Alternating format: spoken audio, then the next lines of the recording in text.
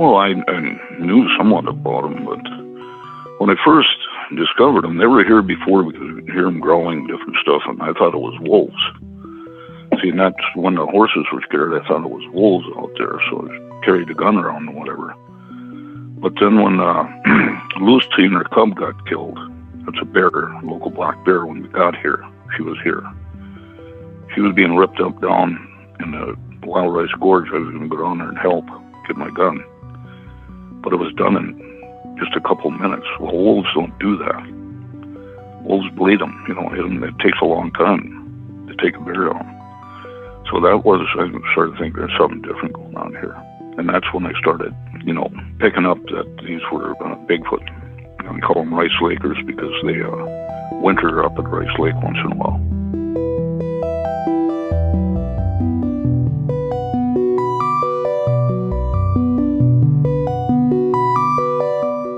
The history of our Earth is so different from what we can imagine. The Smithsonian, if they found out about a large skeleton somewhere, was to go get it. I'm going to assume at least one person is right, because if one person's right, it busts the paradigm. It all goes back to the fallen cherub. And the problem with the modern day church, they have a very truncated view of the supernatural. This backdrop that's just pregnant with all kinds of meaning associated with this Mount Hermon event. Welcome to Blurry Creatures. And this guy defects from the kingdom. That's a big deal.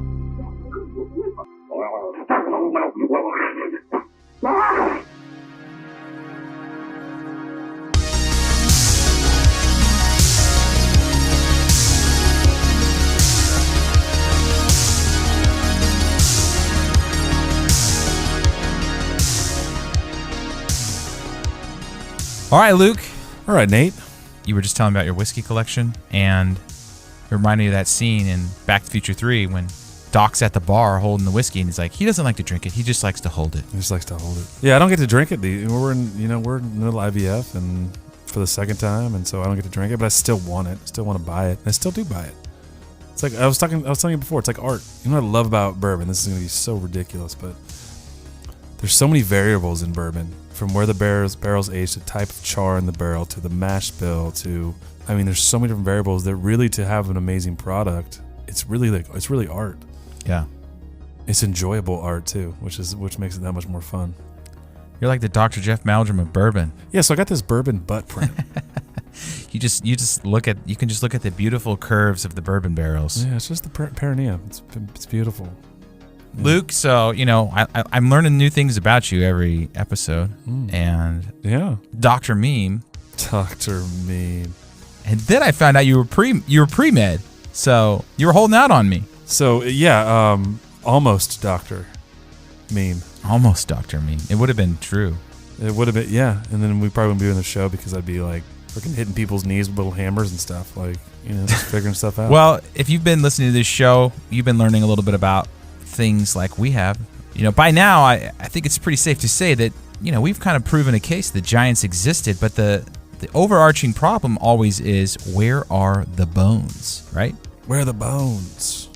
Roger has the bones, guys. He dug them up. He saw them, and then it's another mysterious end to the story. He's got a serpent mound. We're gonna let him tell the story. But he's got a serpent mound on his property, and yeah, this man has seen the giant bones. He has seen the giant bones. So we're gonna get Roger on, tell his story, try to do our best to ask him the questions about these giant bones. But Luke, we've been on the hunt. We've been looking for the bones, and you're always looking. Well, hey, this isn't just a newspaper report. This is a guy, eyewitness account. I saw him on my property. Let's hear this story. Roger. What's your vector, Victor? Roger.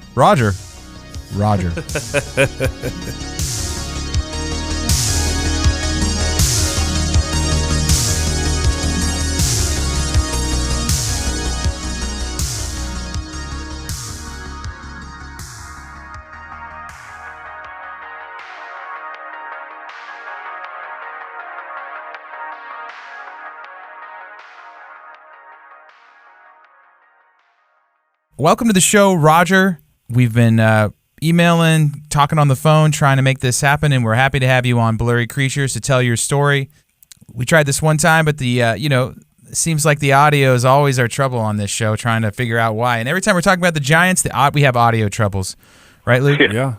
Yeah, isn't that something? Right? Yeah. Got a little bit of something going on there, huh? Right. Seems like when we're getting closer to the truth. Yep, exactly. Yeah, well, thanks for having me on. Yeah. Thanks for coming on, and we're excited to dive into your story and hear it straight from you, because I don't know if you've been listening to the show, but Luke and I have been on a journey to try to find out why the bones go missing, who's actually seen these giant bones, and you've got an incredible story where you were out on your property on your farm one day, and lo and behold, you're doing some work trying to get some gravel, and there they are, sticking out of the ground. So maybe you can walk our listeners through sort of how you acquired the property to begin with, and then you can launch into how you made this discovery, what you did, and just describe what you saw in detail that day. Good. We lived about 55 miles southeast of here before, and my wife wanted to come back to her home area because her family is here. So that's when we found this place, and we had to have it really kind of remote for this area, half-mile driveway and so forth. And in the southeast corner of the property was an old gravel pit, so we got mounds and hills all over the place. So I didn't recognize the ancient mounds because there's so much of this modern scat around. So we bought the place, moved in here, and needed gravel to backfill the basement wall. So I couldn't get to the gravel pit because the field, there's crops on the field. I couldn't get in there. So I just went down the ridge a ways and started digging. Well, I knew there'd be gravel there because there's gravel all over up there. So I stockpiled the gravel, came back later with an ATV cart and whatever, started, backfilled the wall, and then I stockpiled some gravel. And that's when I found the bones. I didn't find them using a backhoe, digging the stuff up and stockpiling it. It's when I was shoveling into the ATV cart is when I seen it looks like a human rib bone and the other bones. So then I called in the authorities, and they came out, and then they called in the state archaeologist. And I tried to stay with them as much as I possibly could so I could see what's in there. And I was supposed to get a report, archaeological report and so forth. And they were taking pictures and whatever, so I thought they had everything covered, So first week we thought we changed history because, this is, and I got the Wilford report, and the Wilford report says it's not native, it's alien. Not aliens that fly around up in the sky, but it's alien, it's different. Roger's not Native American, right? Is that what it means when he says alien? Exactly. Okay. And I can send you that report too, or did I already? I don't think I did that one. I don't think we got that one. Wait, so let me backtrack just a bit here, Roger. So you're backfilling some gravel for your house, and you end up seeing bones sticking out of the mound, and they're big. No, I didn't see bones sticking out of the mound. We didn't see that until after they dug down and unearthed the two girls. I took their right shoulder and rib cage off of the backhoe, and I took the big guy's feet off, and then I stockpiled that gravel. And later on, I came in with an ATV trailer and that, and I was shoveling, and that's when I hit the bones. I had already dug them up and stockpiled them and didn't realize that. So people listening, a lot of times when a giant is found, they're often buried with Native Americans, right, at their feet. Yep.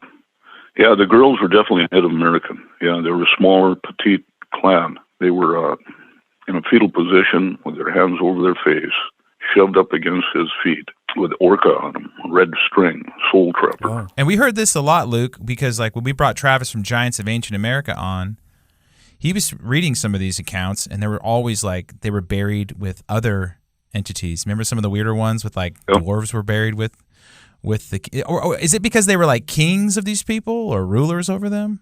Yeah, they were chiefs or so forth, and then when they die, it's like they have a will who's buried with them. So their servants go with them to help them in the afterlife and so forth. And sometimes they even request their wives to be buried with. Crazy. So before we get into that, because we can probably rabbit hole real fast down that trail, you're sitting there and you're with the state archaeologist and you're trying to stay with them because do you suspect they're going to try to shuffle these bones off and you're not going to see anything, or are you? Well, not at the time. No, I just wanted to see the history coming out, and they seemed very interested too, and they were stunned that it was the Welford report. And I told them about Vikings and stuff, so that this is what they do. So we thought we totally found something new. You know what I mean? Yeah. Until the next week, they missed Monday, and they came out Tuesday, and then they're zip-lipped. They wouldn't talk about any Viking stuff or anything like that. So apparently somebody had to talk with Roger, what gave it away to you initially that it was a giant? It was something bigger than. I mean, obviously they came back with a report saying it wasn't native. Were those just big feet? I mean, when you say you got the feet, were they huge? Well, I dug the feet off. They were right. busted up in the gravel. Oh, okay. But his shin bones were sticking out of the side of the gravel. The gal there was all excited. She said, "This is a very, very large male." And I could see, it's way out of proportion to what the girls were for bone size. How big do you think that shin bone was? I'd say 1/4 of the shin bone was sticking out. See, it wasn't uncovered. It was just a shin bone sticking out. So how do you know, Yeah. But later on, when we came back and Leonard doused it, the whole grave with the girls curled up at his feet was 120 inches. And they didn't take up more than 1.5 foot or 2. That's how petite these girls were. 12 feet. I mean, yeah. Is that right? 12 feet? My math is terrible. 10 feet? Well, before we go into the math, I want to make sure people understand the visual here. Your friend, Leonard, shows up, and he's got the dowsing rods, which are like these copper rods that you use to find wells and things. So he shows up, and you guys get sort of this dowsing rod measurement where it's not make-believe stuff. It's actually... Yeah, see, I didn't know how to douse at that time, so I knew Leonard was good at it. So that's why I called him in here.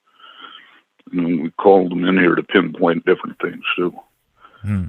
But now I learned how to douse using intelligent energy, and it's just amazing what you can do with that.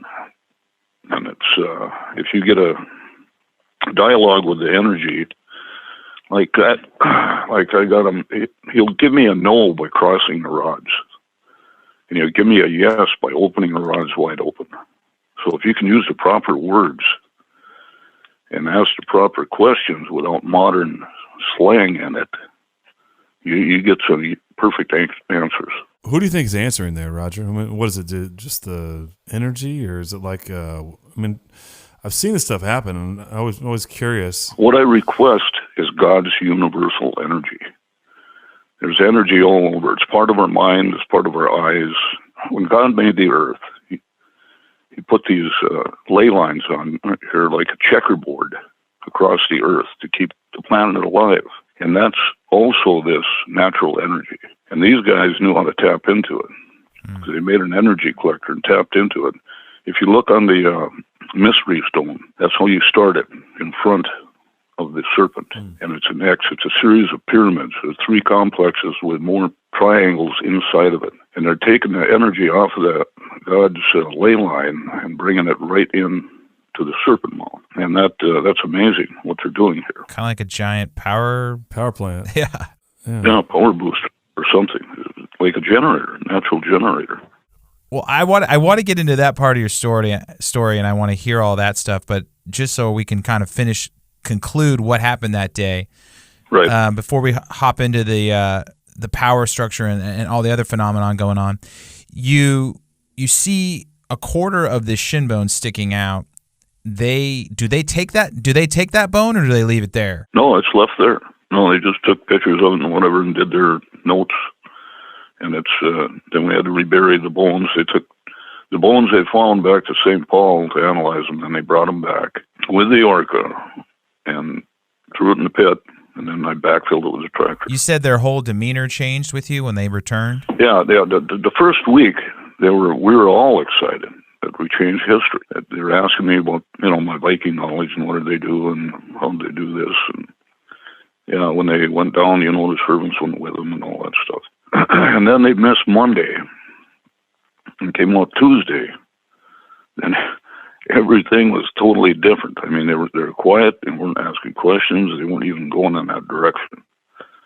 So somebody had to talk with them. Who do you think talked to him? Oh, deep state, whatever, men in black or whatever you want to call them. But yeah, it's the deep state, imagine. And have those people shown up at your house, deep state or men in black, or have they come knocking on your door or anything? No, we had government guys out here, interested in what's going on there. But nothing, no FBI or nothing. What did they tell you to do? To not touch it, to not dig, to leave the whole thing alone, or what was their instructions to you after leaving? Yeah, on the mounds, you can't disturb nothing. If I get a horse out or animal out, I can go up there and get that.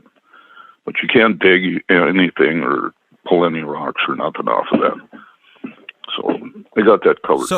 So obviously, at this point in your life, you can sense something's going on here. Exactly. Something's different. These people. Did this sort of propel you into doing your own study about what these things are, or did you have some prior knowledge? I had some prior knowledge, but I dug into it a lot more. And finding out what this deep state academia is up to. Yeah, these bones are all over the place. We got them here, and we got them on the other side of where the Seaway used to be. And there's earthworks up by Park River Gorge River up there. And there's earthworks all over the place. We got mounds 12 miles to the south here. There's another series of mounds, and you got the Habit Mounds 8 miles to the north, and it's all on the same shoreline. What if you just go out there in the middle of the night and dig into it? What do you think is going to happen? It wouldn't be good. No. You think that they think they would know? Well, who are you going to show your felony to?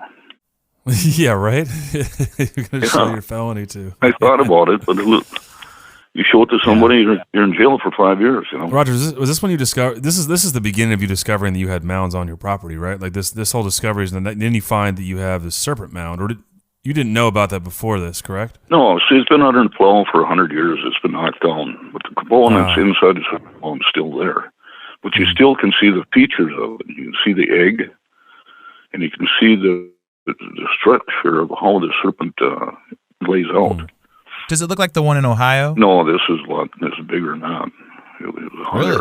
Really? A lot more earth involved. Yeah, so if those listening, these serpent mounds, it looks like, when you say egg, it looks like a snake's like opening its mouth kind of, right? And there's this round oval inside, and then it kind of it does a snake-like S, and then there's one on the other side, right? Or is it different? Some people say that they're symbolizing a fallopian tube. Well, they're symbolizing Satan destroying God's chosen DNA to be on this earth, is what's going on, the way I see it.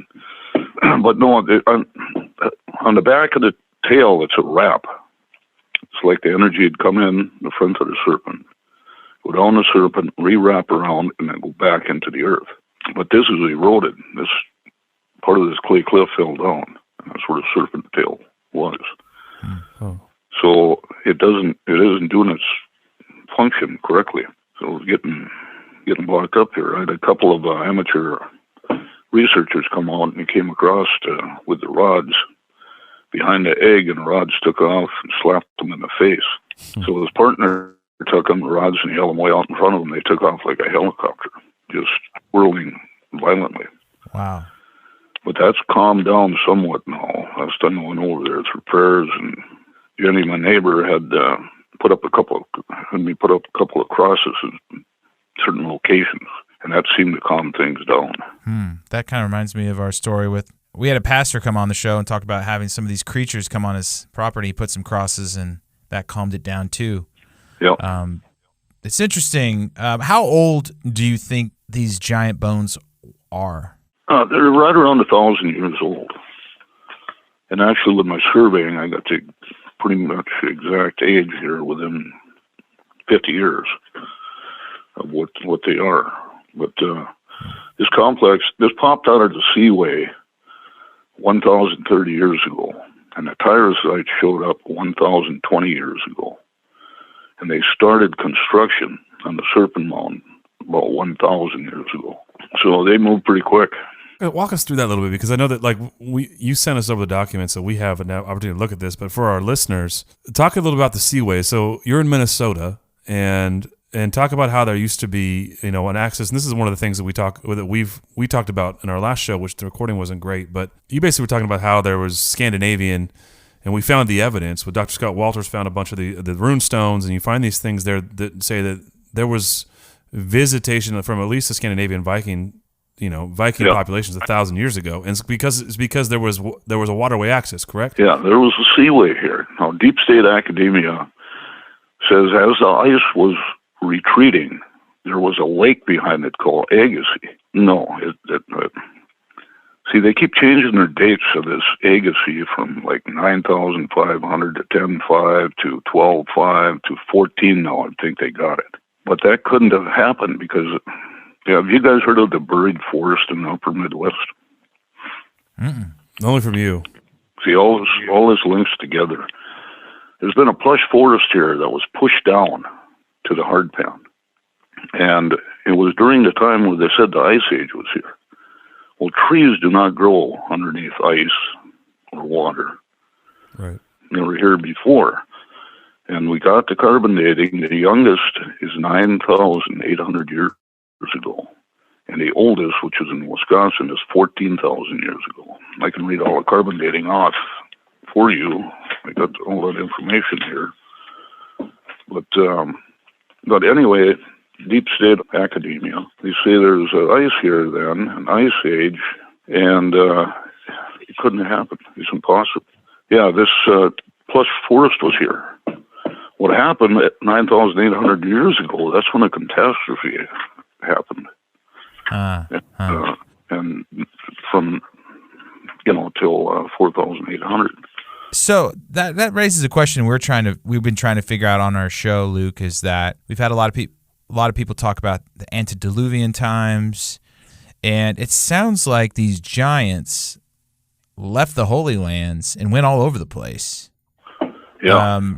So when they sailed down through this waterway into the Ohio Valley and surrounding areas, Wisconsin, where do these things come from, and are they being forced out of the Holy Lands by wars, or why do they migrate? Why do they go somewhere else? Well, are you talking about the Canaanites?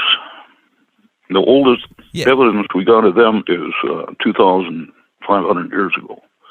And that's at petroglyphs there, Blues, Lake Superior, and so forth. I sent you. Yeah. Well, they were coming after the copper. They could say they were sailing all over the world, but they knew somehow there's copper on Lake Superior, and they're using the Clearwater River waterway to get into Lake Superior from the Seaway. Now, the Seaway was here up until 1450, that earthquake, and then it started retreating. It was still up into Lake Winnipeg for a while. But all this activity happened before 1450. They're definitely going after the copper, because you can see that right on that petroglyph, that you can't see the coloring by the naked eye, but the printer picks it up. Just like magic. It just shocked me when I seen it, when I made a copy of it. And it just came out bright blue, and you could see the copper color. Yeah, where were those pictures taken? They were taken down at Heiberg. See, they haul these boulders in for a water project at Heiberg on the Wild Rice, the river I'm on. So I went in there and looked at it, and I recognized that, hey, this is man-made, these petroglyphs. So that's where he took pictures of them, of the dragon ship. I told you about that. Yeah, you can even see the eye and the teeth on it. And you see the dragon-type tail, and then the sail was up. It was wrapped up at the top of the mast there. And that's to indicate to them that this waterway you're going to take to get into this copper, you can't use your sail. You got to get the oars out. You got to row it. And then this map of how what they're getting into with Lake Superior and the Seaway. And then you also seen the blue on the Seaway, right, to the west of Lake Superior. Mm-hmm. Yeah, that's the Seaway that was there when they came in on. So you think the Canaanites came 2,500 years ago? Were they the first giant beings here, or do you think there was another? No, I think clan? There's Ham's first two sons' clans came over here first, right after Tower of Babel. They shipped up and came over here, and that's what they were here already. And they were big guys too. It goes back to Ham's wife's DNA. And Canaan, he's the fourth son of Ham. And he was the cursed one. He's the one that stayed in the Middle East. He stayed in Levant. And then they kept coming over here to get copper. And Solomon was a good buddies with the Canaanites back then. So I'm sure he probably had his fingers in all his copper too. Obviously, we've been talking about this a lot on our show about how these giants had survived the flood. You think it comes through the line of Noah's sons? Well, not through his sons. His sons were pure. It's through the wives. What went on, Noah picked out the wives for his sons from his nephew's harem. He had multiple wives. And apparently there's some contamination in there. You probably couldn't tell the DNA when they're younger. Because that was like, maybe like the Thunderbirds. They grow the same as an eagle, but then they keep growing. Ah. You know what I mean? So, yeah, so if Noah picked out his wives from his nephew's harem, multiple children from multiple wives, he wouldn't have known it. He wouldn't have known they were Raphaim until later. Until after they got done floating around a couple of years on the sea and then hit the ground, and then you're going to start seeing it after a while, after they keep growing. There was no paternal test back then to figure out if you're the daddy, right? Exactly. Yeah, so I mean, these guys, here's my other thought, and I've been thinking about this since the show started, Luke, that, these guys are, obviously, they can build boats. Why couldn't some giants build some boats to survive the flood, and then, some of them got on one of their own ships? Is that possible? Is that a thought, or is that just crazy? No, that's crazy. Well, that's, yeah. Who knows, though? I mean, they seem to be able to sail around the world, and they're crafty. Yeah, but I think the Bible's pretty explicit that everyone was wiped out except for Noah and Noah's family. So I think that's why you're either down to, like the wife of Ham, which I think there's a lot of evidence for that, or there's a second incursion, right? That the Watchers went for a second round, and there's two camps. It could be both, though, right? Could be both those things. Could be both. We talk about the DNA wars and all that stuff all the time. Roger, back to your property though, because I want you to walk us through the whole about the ley lines and what you believe the serpent mound was used, how it worked, and obviously you said that the tail's broken, so it's not collecting energy, and you alluded to that. But I thought it was fascinating the research you've done, and then also the things you discovered out there as far as more big guys potentially buried on the property. Yeah, we surveyed down and I surveyed here, and from the clay cliff to the tillable, there's 60 people buried there. And the largest one in that area was just under 11 feet. And there's a lot of them between 8 and 9 feet. And then you got women that are 7.5 feet. Now that's the one that was buried way down, let's say from 750 years ago to almost 1,000. You got their descendants around 500 years ago, or their offspring, the bloodline. They have a village over here. Some of them are only buried 4 feet down, and they're smaller. So that DNA has already been bred out of them by Native Americans, mixed blood. So the people around 500 years ago, they're like pretty much normal size. But the people back 700 years ago and back, they were big. And they're deep. They're very deep. The one I dug up had to have been 7 feet down there.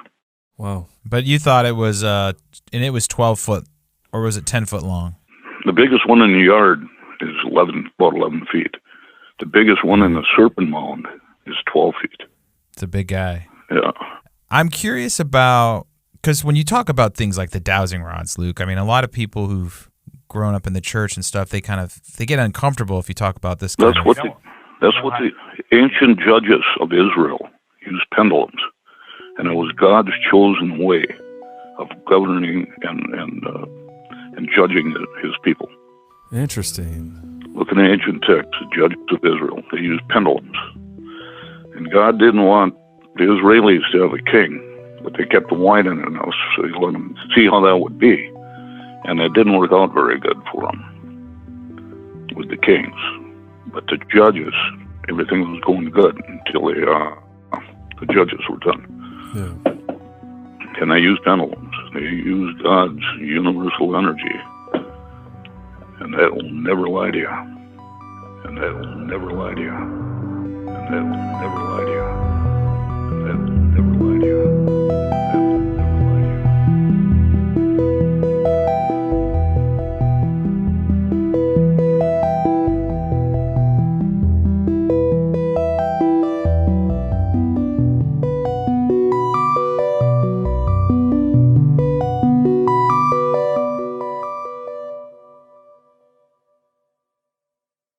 It's hard for us modern day Christians who've grown up in the church. I mean, we don't really talk about any of this kind of stuff. So we're very, we go to Walmart and we come home. We don't our supernatural understanding of the cosmos is very, very limited. And even doing this show, I mean, it just gets weirder and weirder.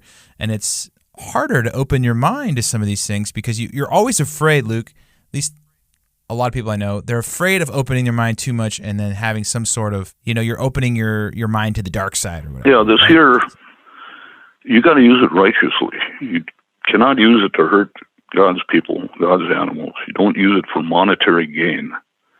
This is strictly for finding the truth. And also it's very powerful. So you got to be really responsible. You got to be at a point where you're righteous, and you can't. You could turn this against somebody, and it would be devastating. That's why I don't want to give too much more information out, because there's a lot of bad people out there, and if they get this knowledge, it probably isn't going to be good.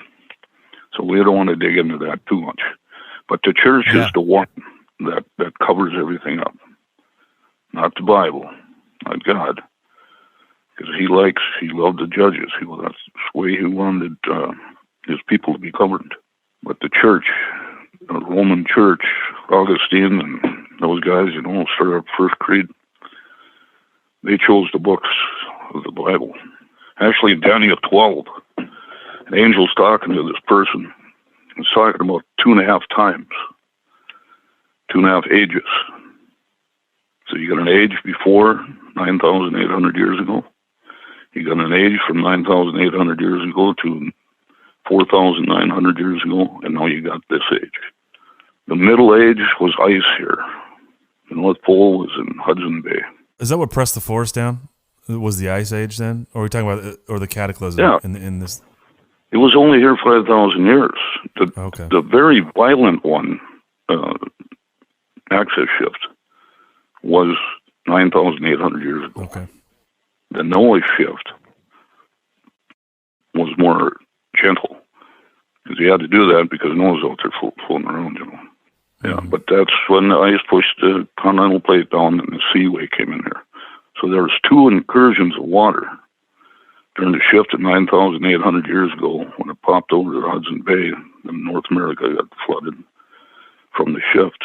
And then after the ice pushed, north of Lake Superior, the land is still rising at 1 inch a year.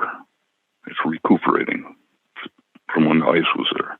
So that's the way it lines up, and lines up with energy that way, and all the carbon dating I sent you, buried forest and the coral. It lines up to what the angel said, the 2.5 ages. And Adam and Eve wasn't fired up until the middle of the Middle Age. How old do you think the Earth is? I don't think it's very old at all. I don't know. I mean, only God knows that, but it isn't like billions and billions of years ago. Yeah. And these giants are building mounds all over the place and stone structures. Are they, you think they're responsible for all the megaliths around the world too? Yeah, that was probably the previous age. Here we got two styles of serpent mounds. We got one with the egg in the mouth, and then one with the egg in the stomach. That's Maidaite. That's Celt, and they have these serpent mounds over in Scotland.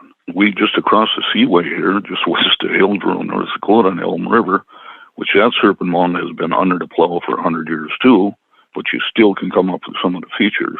And there's only one person buried in there, and she's a queen, and that's in the stomach. So one's in the mouth, and one's in the stomach, two styles. And it's right here in North America, and it was over in Scotland too. I was going to say, like when we brought Travis on from Giants of Ancient America, I mean, there's thousands of newspaper reports of these things being dug up. So, I mean, what's the population in North America you think of these beings? Like, how many you think are they located mostly in that area, or are they spreading out all over the place? Because we found, there's mounds down here in Tennessee, and they go down into Texas. There must have been a lot of them. Yes, there was a big population. And they came in by sea. And wherever you got an ancient waterway, an ancient gorge is probably a creek now, or probably no water at all now. That's where you look for the mounds and stuff. And it's always by waterways, at least up here it is. I did some surveying. See, there was a tribe here back in the 1800s, and that got along with the Norwegian settlers that came in. It sounded like they could communicate with each other. They could talk with each other.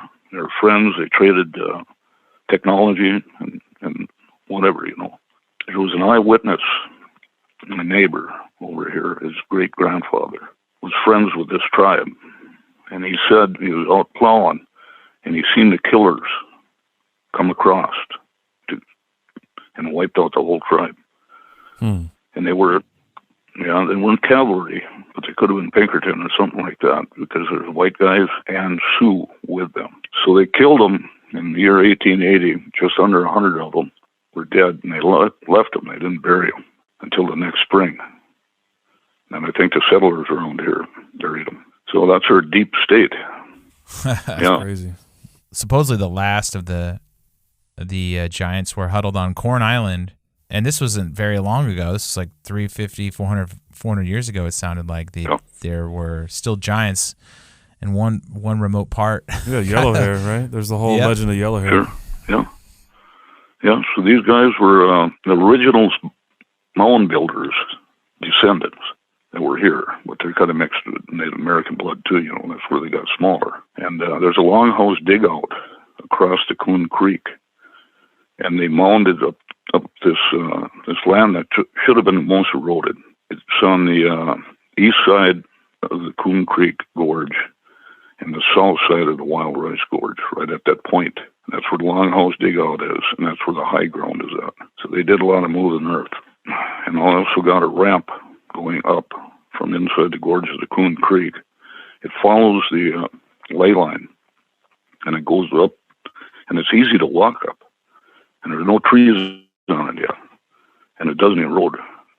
These guys were amazing. The knowledge they had, it blows your mind. The more I started digging into it, the more I was just, wow. Yeah, how do you do your research? What are some ways that you've collected your information? Well, mainly through energy, mainly through the rods, through questions and asking. And then through the computer before net neutrality got installed. There was a tremendous amount of knowledge there, but that's been sanitized. And that was, 2015, something like that. I think the Obama administration put the net neutrality in there. So all of that stuff is gone. And then just the ancient books, whatever you get your hands on. Josephus and, everything you can, just get it together and line it up with another historian. And if they match, take that piece and put it in the puzzle. Yeah.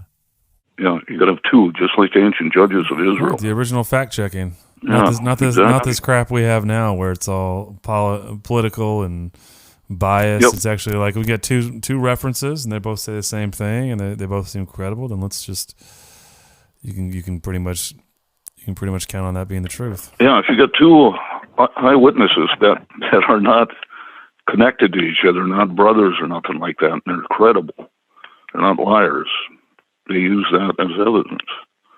And that's the way you do your research. Get two different independent sources and then put that piece in the puzzle. And that's the way I did it anyway.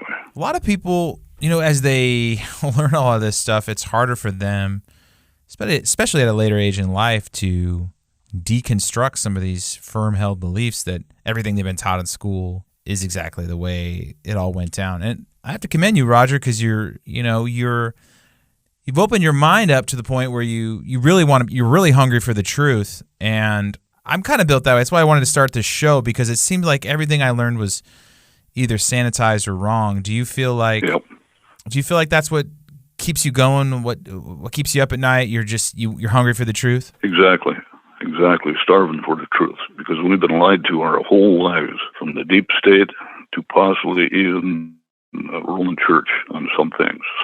No, I'm not saying the whole works is, but I know they kept the ages out of there, except for Daniel 12. And if you want to go to the oldest Bible possible, like King James, even punctuation can throw the story off. And as they get revised, that knowledge is lost. It's changed, even just because of punctuation. If they say, the words are the same. No, they're not. I mean, if your punctuation is even off, it can throw everything off. So I recommend to go to the oldest Bible possible and learn how to read it, the Old English, instead of this Sepha or whatever it is. I mean, that thing's...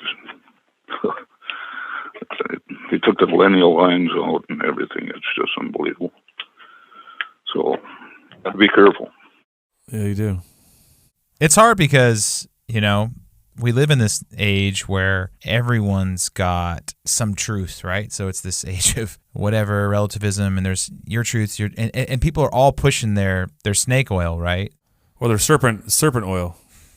Serpent oil. There it is. It all goes back to the snake. Yeah, it's people are academia, one of the worst. Okay, I go into the university with the coral mineral mix, right? And with the carbon dating. And he said, no, that isn't coral. Here, I'll put the drop of acid on there. Nope, that's not coral. Well, it's mixed in there. I mean, it isn't pure coral. Then they look the other way. I mean, they don't dig deep enough. And with their overburdened method of aging, it's ridiculous. They wouldn't stand up in court for 2 minutes. See, where we found them trees, branches, or a friend of mine did, he's a well driller. They were 24 feet down only. Now, to deep state academia, that would be 2,400 years ago. They'd put in their picture, When we got the carbon dating back, and these buds, these trees were preserved so good that the buds were still on the branches. Looks like it just died yesterday. And Randy still got that in his house. And so it came out, so you got the overburden method saying 2,400 years ago. You got the carbon dating saying 9,800 years ago. And the carbon dating isn't even perfect because they matched that up to what they determined an Egyptian ship was. And at the time they calibrated the carbon dating, they deemed that ship 5,260 years old, so they calibrated their carbon dating to that. So when they brought it over to England to carbon date the Magna Carta, it was 60 or 80 years off. And that's been under lock and key since they made it, since they wrote it. And they know exactly when it was. So these scientists, they accused England of having a false document. Wow, that didn't sit very well with the Brits. I mean, who do you think you are, God, with your with your carbon dating or what? You know what I'm getting at? Yeah, so that's not perfect either. And it's all because of stiff necks, And why do you think they do this? I mean, that's the question. Like, why does this continue to be the story on our show and everyone's show who does anything in this space of whether it's Bigfoot bones or it's giant skeletons or it's universities? Seems like it's the narrative over and over again. Why? Why do they do it? Because they're debunking the Bible and they are protecting their theory of evolution. And it's been just coming down years after years, and it's just a virus. Like Trump is trying to clean out of the government and the corporations and everything. It's that virus that continues in this system, and it's crazy because see, as soon as you go to college and whatever, you get brainwashed into this certain way of looking at things and thinking. In fact, you have to be told what to think. Like the ancients, they were hands-on thinkers. They experienced this stuff and all that. They weren't told what to think. And that's why they're so far advanced in figuring out, like these ley lines and like this energy collector, this ditch they dug, and they put like blue clay in there, white granular sand, and some high-energy rocks I was clicking off of. So somehow they can channel this energy from the ley line into the serpent mound for afterlife, whatever, and I believe it gave you more physical health. I got so much respect for these ancients, not their beliefs in their religion, but how they figure things out and can put things together. It's just amazing to me, and that keeps me digging into them too, because these guys were something else. Well, it's great. It's crazy. We talk about like even Göbekli Tepe. You look at these places where technology just exploded, and if you really look at these megaliths, like we had, Derek Olson from Megalith Marvels on. You look at these megaliths, and some of these things are insane. The way they cut these, it's like laser cut rocks that fit together without mortar, drill holes, and you're wondering how all this stuff was created, how these massive pieces of granite and stone were moved and stacked and cut with precision. And you realize they knew a lot of stuff that we still don't know how to replicate, thousands and thousands of years later, which is a wild thought. They knew something that we didn't know. Yeah. I mean, we got holes like that up in the Buffalo River State Park. That was Canaanite 2,200 years ago, I believe. And they were trying to make an effigy out of this rock. It's right by where the Seaway used to be. And then another waterway, the Buffalo River. And they're trying to make a petroglyph, I believe. But it didn't work out for them. So you can see these half holes. The part of the top of the rock is popped off someplace. But still the half holes, they're perfectly round. And it had to have been some kind of ancient drill or something.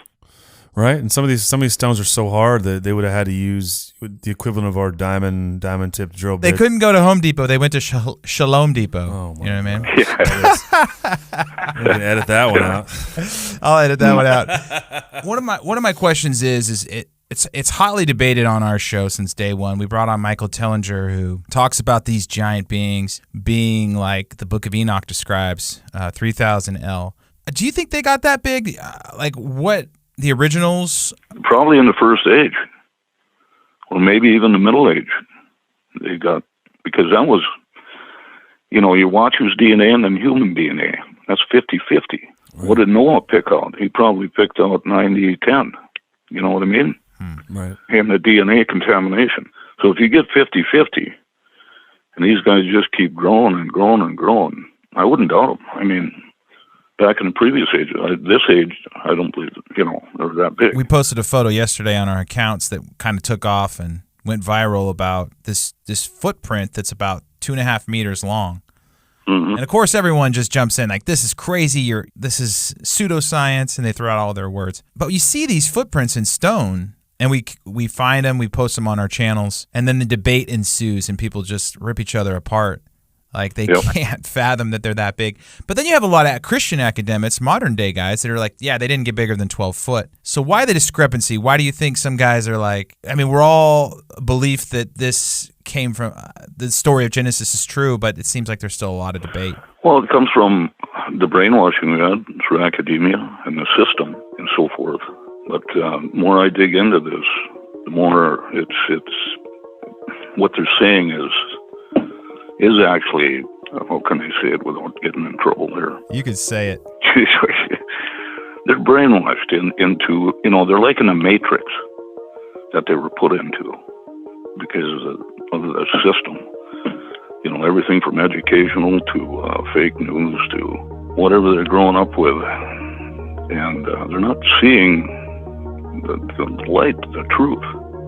And if you dig into it like the ancients did, and use their techniques and start critically thinking instead of being an assumption thinker, then you'll start seeing the truth. Seeing what made your matrix, you got to get out of that.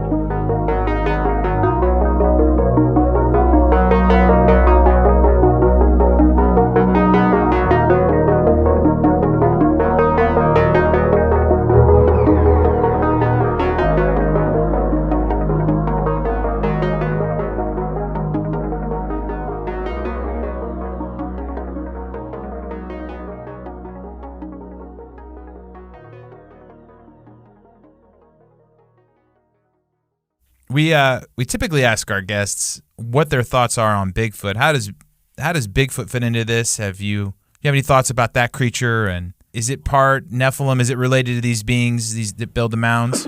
Well, it's part of Raphael. Yeah, and Melba Ketchum, she carbon or she. No, there was 3 different DNAs in primate, human, and an unknown, which could be demonic. No, they're. If you can make contact with the human and the primate, so they can kind of overpower that third DNA, you'll get along with them. It's fine, But every once in a while, that third DNA pops out, and then you got to watch out. But I got no issues with them whatsoever. They come down here to the mounds once in a while, and you show them no fear. Fear. If you're walking down the sidewalk and everybody runs away from you with fear, what does that make you feel like? Yeah. You're alone, right? You're alone, and that's what these 2 DNAs are doing in there. They feel alone, they feel trapped, which they are. But if you treat them with respect, don't show them fear, and buddy up to them, talk to them once in a while, they're out there here and there. I had 3 of them up in the loft of the old barn. And I was cleaning out the horsemen there. I talked to them about God and friendship. And they were laying down on the loft. I didn't see them. But then when I got done, it looked like I left. But I was standing in a doorway. And here comes 3 heads popping up. You got Becca, White Diamond, and a little one. They're out there. They like me talking to them. And, wait. Before we get into this next part, I just want to preface this with Luke and I had no idea that Roger also had some Bigfoot activity on his property. This all came out right at the end. We're wrapping up this interview. We're talking about giants and giant mounds. And we forgot to ask our, quintessential question. And Roger begins to describe what you're about to hear and, quite frankly, caught us off guard. After the episode, Luke and I had a conversation, and we just felt like we wanted to preface this with, I've been talking to Roger all month, several phone calls, getting to know him, and none of his Bigfoot activity came out in those conversations. And so I think that helps lend some credibility to what he's about to tell you. And I just want you to listen with an open mind and allow yourself to hear his story before you jump to conclusions. But just understand that Luke and I didn't know Roger's story went this deep. You're cleaning out your barn, yep. And you've got 3 Bigfoot there. Yeah, they like to go up in the loft. Becca and White Diamond, little one. So you have them. You have them named. Well, they were kind of my friends. The horses were scared of them at first. They chased them out of the pasture and get them a couple times. Either that or there was some other entities that were out here too. But the Rice Lakers they love horses. They're just fascinated by them. So one night, Becca and her mother, Rebecca, was doing this vocal singing, and it was just beautiful. I had my window open when I was sleeping. And after that, they seemed to have made contact, so then they're inseparable. And at night, one time I was in the garden here, I'll do this first, and Becca was sitting just on the inside of the vegetation line. And she was whistling commands to the horses. Cherokee would come over and stand in front of her like a war horse stance. And Doc would be prancing around like a show horse. So I figured I was going to get in on the party there. So I started walking over towards Becca and Cherokee. And Cherokee pushed me away with her nose. Pushed me back. Doc came around, got in front, blocked me off. So I tried to push them out of the way. Nope, they wouldn't budge. They didn't want me to get close to Becca. They were protecting her. So your horses were being commanded by these Bigfoot to keep you at a distance? Yeah, by Becca. Yeah, they were protecting her. They're friends, and Becca could communicate with them. At night, I'd be sleeping, I'd hear the horses running around. Well, Becca and White Diamond, a little one, were more likely riding them. Isa Jr. and probably not even Rebecca could, they'd be too big to get on them. This is fascinating. I have to say, it's hard for a lot of people to hear these stories because their minds are not ready for it. I've heard so many crazy Bigfoot stories that I've heard this. Not only do Bigfoot braid hair of horses, but I've heard they take horses out on joyrides all the time. Yep. There's an obsession. We actually interviewed a girl who listens to our show, and she was talking about the phenomenon with her horses, Luke, and Bigfoot showing up and going away. So back up a little bit because you dove right into the deep end of this story and caught me off guard a little bit. How long is this Bigfoot activity going on? What's your first encounter with these creatures, and how well do you get it? Do you get a good look at them, or is it just kind of at a distance? Yeah. It sounds like. Yeah, well, somewhat of a distance.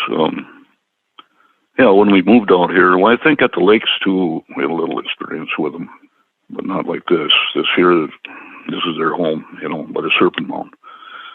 No, I've seen Becca many, many times, and White Diamond.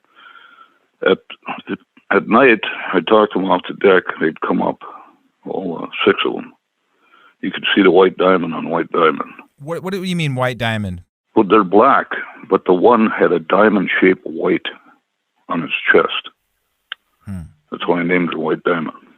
Is it like a family structure, you think? Is it like a male and then his No, kids? no. It's not. It's just something that popped out. We got some up north here that are white. Up by International Falls and so forth. Yeah. There's a popular Bigfoot video of a white one that these guys film in the middle of the night. So you see 6 of them. They come. I mean, what was their first encounter? Did you freak out, or did you have any prior knowledge of these things? Well, I knew somewhat about them, but when I first discovered them, they were here before we could hear them growling different stuff, and I thought it was wolves. See, and that's when the horses were scared. I thought it was wolves out there, so I carried a gun around or whatever. But then when Lucy and her cub got killed, that's a bear, local black bear, when we got here, she was here. She was being ripped up down in the Wild Rice Gorge. I was going to go down there and help get my gun. But it was done in just a couple minutes. Well, wolves don't do that. Wolves bleed them, hit them. It takes a long time to take a bear down. So I started thinking there's something different going on here. And that's when I started, picking up that these were Bigfoot. We call them Rice Lakers because they winter up at Rice Lake once in a while. Rice Lakers. Bob, a friend of mine, he can balance track with maps and use 2 pieces of paper, and somehow he does that. I don't know, he's a master at that. So I should talk to you about Bob, too. So you've been out here quite a few times. Yeah.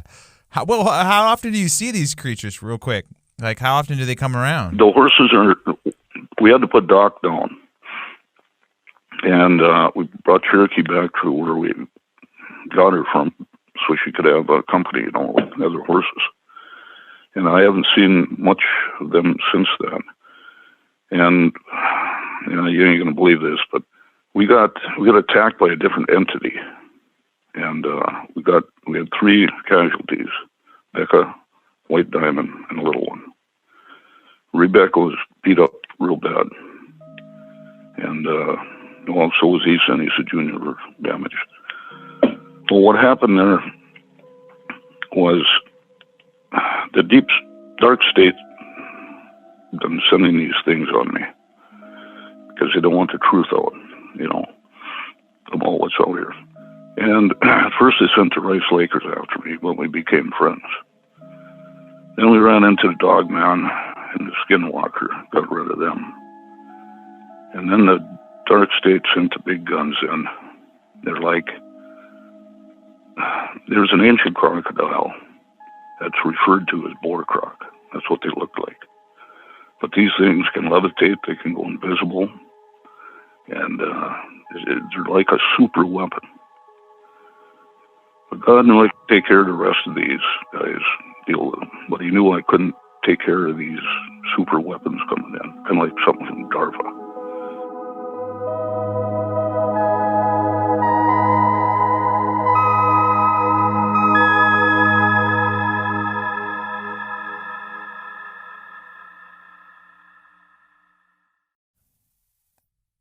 Sorry, I was just going to say, I just want to make sure I'm tracking with you. So you think these entities and these cryptid creatures are coming to your property because of the mounds, and it's either drawing them in or the deep state is sending them these entities after you. Because they don't want this truth out about the energy collector, especially because this is super powerful technology. And then, so you had a family of Bigfoot living on your farm, and then you said there was a fight between the Bigfoot and some other cryptid creatures. Yeah. See, I was trying to get a look at these guys, and I was walking on the edge of the protection, God's protection. See, when these things hit this protection border, they'd squeal like a stuck pig. It's like they're being electrified. But I can't feel nothing or nothing. But a demonic threat comes into this protection zone. It's like they're electrocuted. So I was going to walk out of this protection zone and look at these, you get curious. So I was walking to the north and east, looking down there. And then Becca threw a rock, and it landed where they were at. I knew what that communication was, so I turned around and got out of there. So she saved my life. And after that, I didn't realize it for a day or two, but these boar crocs took after the Rice Lakers. They were ripping them up. And the Rice Lakers were no match for these things. It's like an ancient crocodile called boar croc. You can look it up on the computer. That's what they look like. Is it like the Egyptian god thing they had with the crocodile head on the body? They got 3 DNAs. They got flesh, what the energy told me. They're 1/3 flesh, 1/3 machine, and 1/3 demonic. And these things are together. There's that 3 again. 1, 2, 3. Mm-hmm. Like with the Rice Lakers, 1, 2, 3 DNAs. Only these things, Rebecca tried to get in to me in over here, and she got trapped down in the Coon Creek. And these things were attacking her. I could hear her fear in her voice. So I got the rods out. I cut to God's universal energy. Do you have the ability to push these demonic boar crocs back? Yes. Do it, please. And he did. He pushed them back down into the portal when the egg of the serpent. I held them there until Rebecca got into a safe zone and then released them again. I didn't know how to get rid of these guys because I didn't know the proper words until I didn't want, to get innocent people hurt. But I finally, after they got beat up and 3 casualties, figured out the proper words to get rid of these things. And that is God's universal energy. Do you have the ability to send these demonic boar crocs back to those who ordered them to be here? Yes, he goes, do it, please. And they're gone. I must have been holding on to the rods for about 20 minutes. It must have been about at least a dozen of them around. Wow. And he was sending them to the east. He was sending them to the south. He was sending them to the west. And one of them to the south, I bet you, was holding on to the rods for about 5 minutes before it met its destination. That was way down there. So we got rid of them, purified the whole Wild Rice River, a mile on each side of these things. But it was too late for my buddies. Rebecca, White Diamond, and a little one were killed. Wow. Been a hell of a battle out here. Our last guest, literally our last episode, he said he was in a canoe with his buddy on the side of this and the Bigfoot said there was a tragedy in the forest. Remember, Luke? Yeah. And it was asking this guy for help, and it said that Bigfoot got the blame, but it wasn't them. It was something else. That's exactly what I'm thinking. Is there's like a war going on, and our previous guest just talked about this. Yep, he's exactly right. And the Bigfoot, the Rice Lakers get blamed for everything, but you got the boar crocs out there, and nobody's ever seen them, because if you see them, it'll be a split second and you're going to be in their jaws. You're not going to tell your story.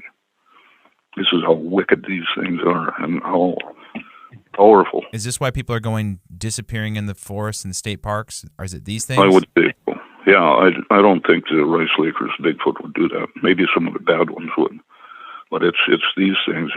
There are many different things out there, and this is the worst. This was the big guns they sent in.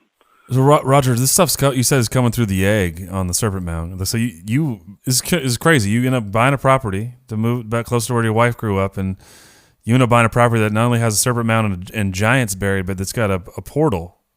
Yeah. Man. Yeah, it's in the egg. I know. That's wild, man. Yeah, I lived here 10 years, but I think I aged a couple more than that. Yeah, yeah.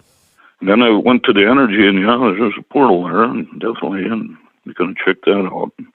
That's where all the energy was coming, with the rods taking off like helicopters. Yeah. And with the crosses and the prayers and everything, it's calmed down now. I have to ask, I mean, obviously we've developed a little bit of relationship, friendship going. This is hard for a lot of people to hear. That's why I haven't told anybody. Yeah. And I appreciate it. Thank you. I have. Thank you. Yeah. Wow. I mean, I believe you. I believe that this information is heavy, and I'm just trying to help people out there listening, because people don't know how to handle the out of left field stuff. And I've heard a lot of it, and I think I can connect the dots. That's what I love to do. I loved connecting dots, and I remember the stories, and I'm hearing parts of your story, and it's bringing flashbacks to other Bigfoot stories I've heard. And I just don't want people to tune out. I don't want people to check out and go, this is nuts. I can't handle this. And a lot of people are trying to advocate on Bigfoot's behalf that they're not mean and aggressive, right? No, the 2 DNA in there is good. Yeah, I mean, and that I have no friends with him. I mean, Esau Jr. would be laying by mound 1 with his hands crossed. They like to lay on their stomach and look. And I'd walk right by him. We'd make eye contact, and he's looking across the valley. Huh. Wow. What do they look like? Well,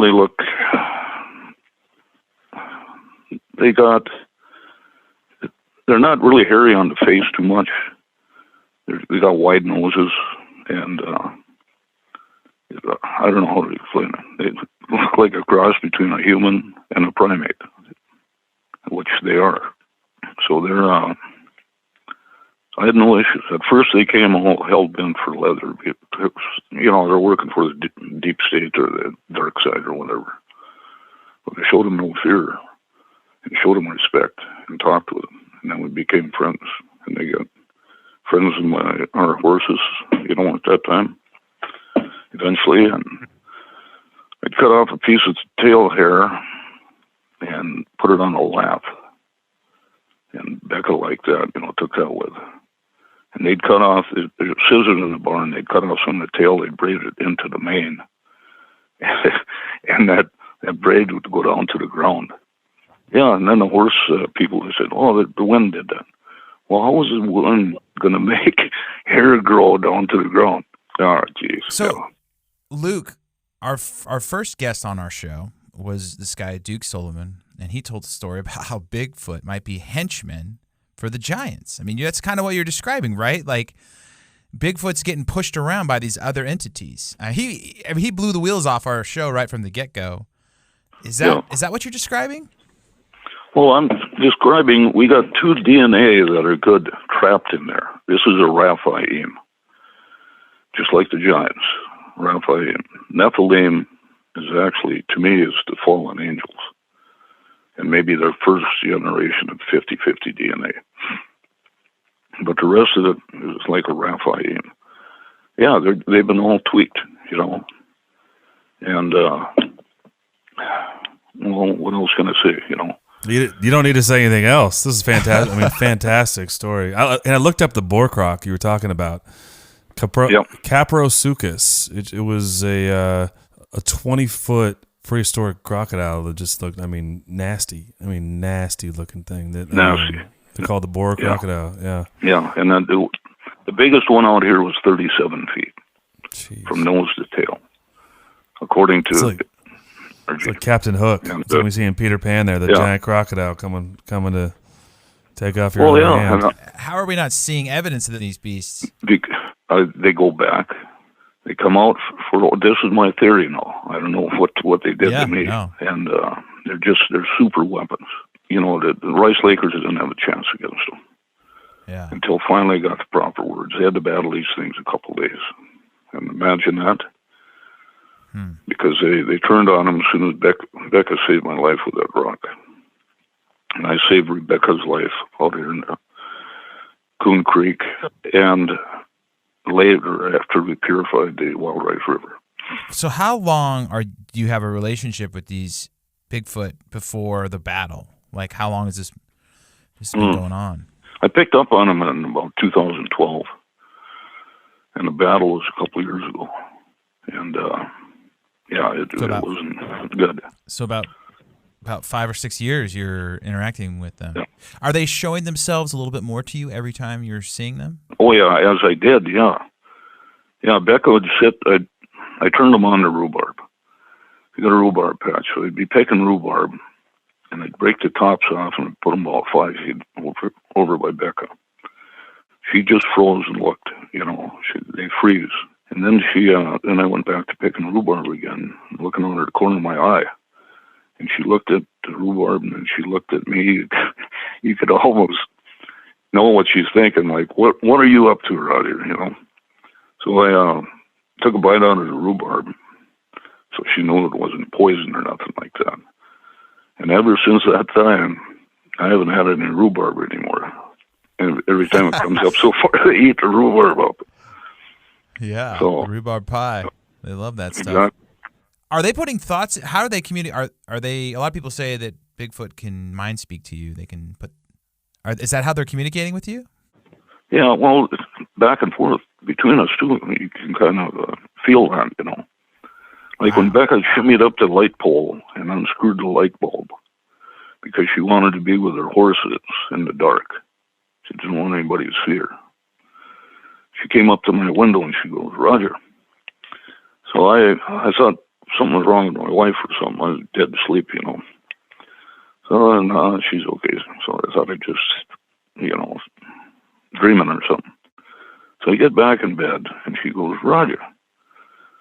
So I look out, it's dark, and I knew exactly.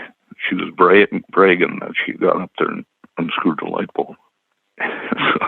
So we didn't carry on the conversation because we knew what each other were kind of thinking there. She was showing off, wanted me to see it, and she was able to get up there and turn that light bulb off. Wow. So, yeah, it's kind of like that. You can kind of feel what they're thinking. So you don't hear audible voices, it's just you can feel it. Oh, yeah. Their regular talk is like a Hunnic Chinese type chatter. Samurai. That's a samurai talk, right? Yeah. Oh, yeah, they're chattering to each other too. Yeah.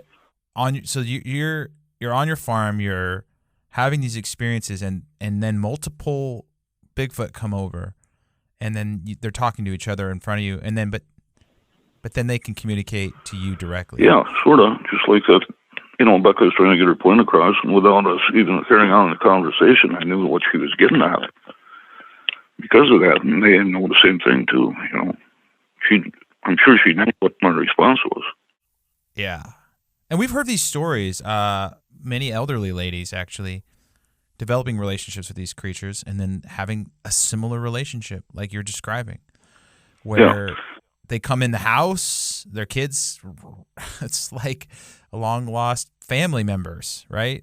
I mean, have you talked to anybody about this, or is it just you can't talk to people? Well, I tried to keep it quiet until Bob, you know, and then I I told a few close friends, but everything seems to get out, So that's why I'm talking about. That's why I'm talking to you. The cat's out of the bag. Yeah. I can't even tell my friends I believe in Bigfoot without them rolling their eyes and making fun of me. And you're describing things. I mean, I feel like I could talk to you for another 10 hours about this. It's fascinating. I mean, you're having encounters that people dream about. So many Bigfoot hunters. Yeah. They'll show themselves to you if they trust you. But if they don't trust you, they're not going to show themselves to you. You have to build a trust with them, And once they trust you, then you'll be able to make contact and so forth with them. Can they disappear? Like, a lot of people describe Bigfoot as being able to disappear. I think they do have that ability. I can't say for sure. I was in the yard, and I was listening to this tree snapping, and one of the higher branches, it wasn't windy or nothing, it was like it was forced down and broke off. And there was nothing there. I couldn't see anything. But it could have been Isa Sr., and he was invisible, but how could that branch be? You could see it was forced down. I was watching it to the point where it snapped. And there was nothing there. And there was nothing there. And there was nothing there. And there was nothing there.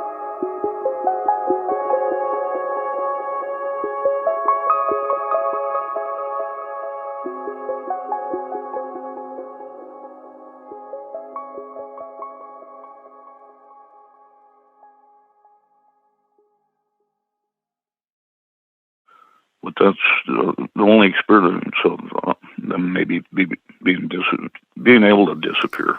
Roger, do you think there's a connection between all this activity and the fact that there's that serpent mound and the giants buried there and the portal? Like, do you think all this stuff is interconnected? Yeah, it's all connected. There's no doubt about that. Yeah, and there's a lot of energy here too. And like I told you before, when I mapped out the energy collector, put the flags up in a series of triangles. Mm-hmm.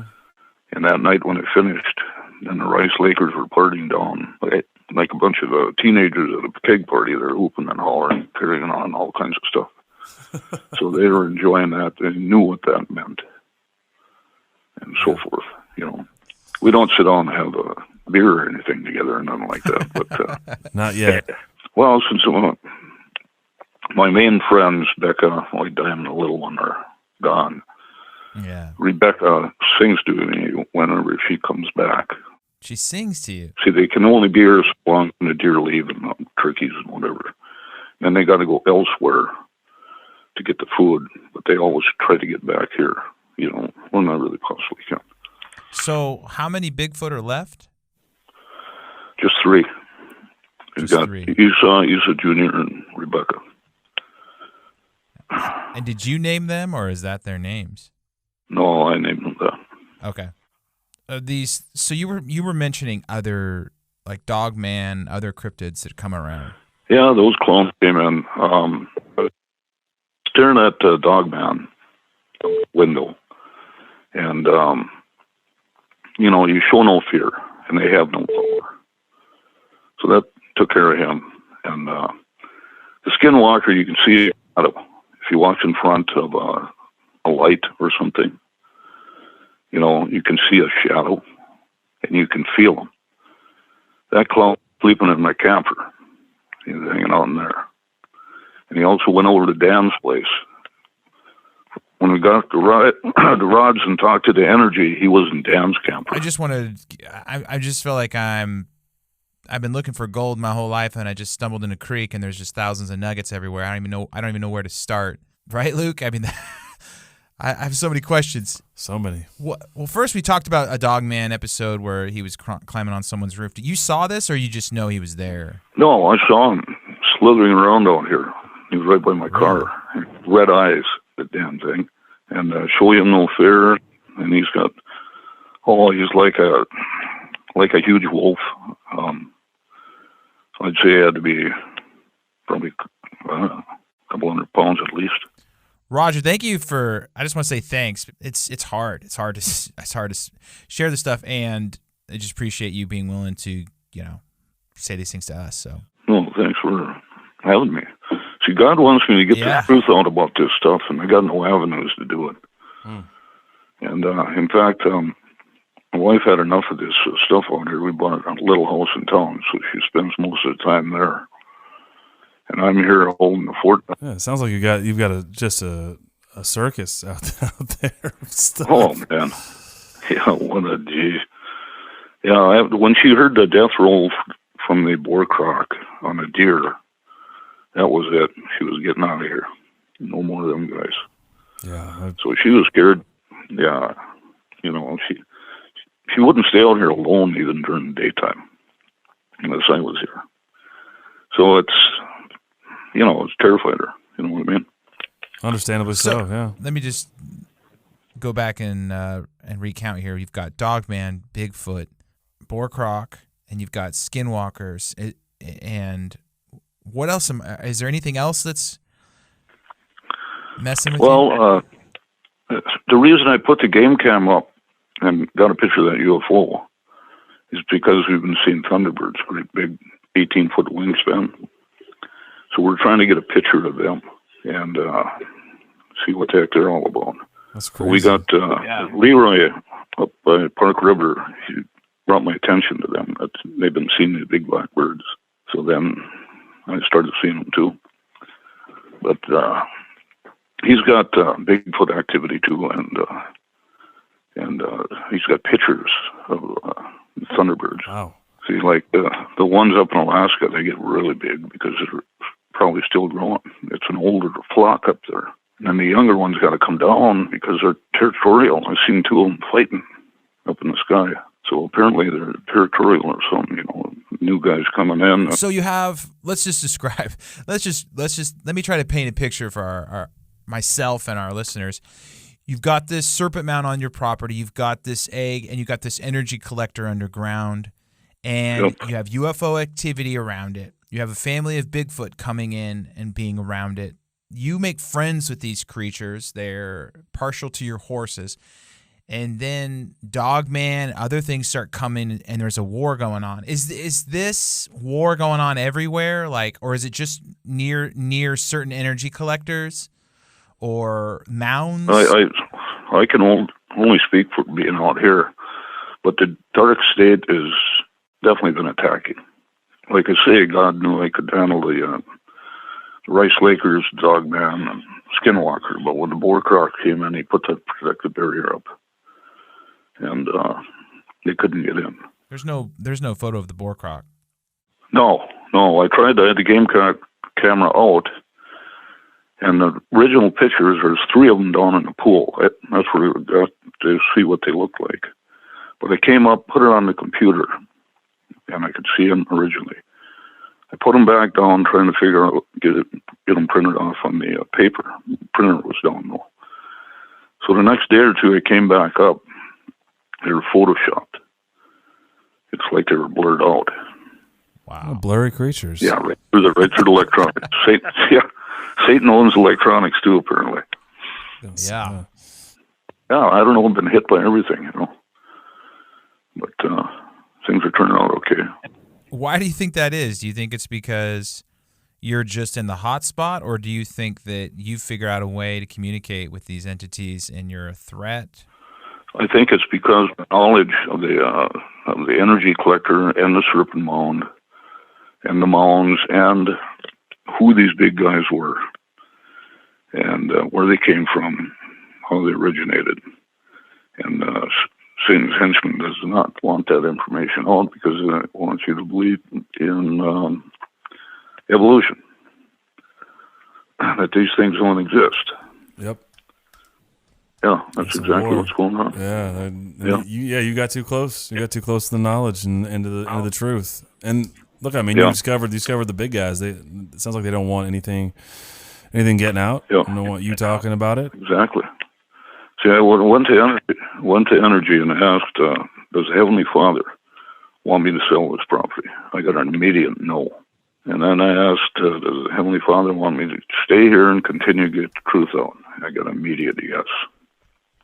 So he's got plans for me on this stuff. That's right. Soldier on, my friend. Soldier on. Yeah, it's something else. I have one last question, like with the Bigfoot, and we'll have to have you back on, Roger. Yeah, we got to unwrap some of this stuff in a when we're not hijacking you from your wife and everybody else. Yeah. Yeah. No, we can do that. There's so much to cover. It's hard to detail everything across the board. Right. It'd be good to segment it out and start talking about particular things and just stay in those lanes. Because there's a ton here, huh? Yeah. Yeah. My last question, just to kind of leave a little, I guess, taste for part two. What was the your longest interaction with the Bigfoot creatures? Oh,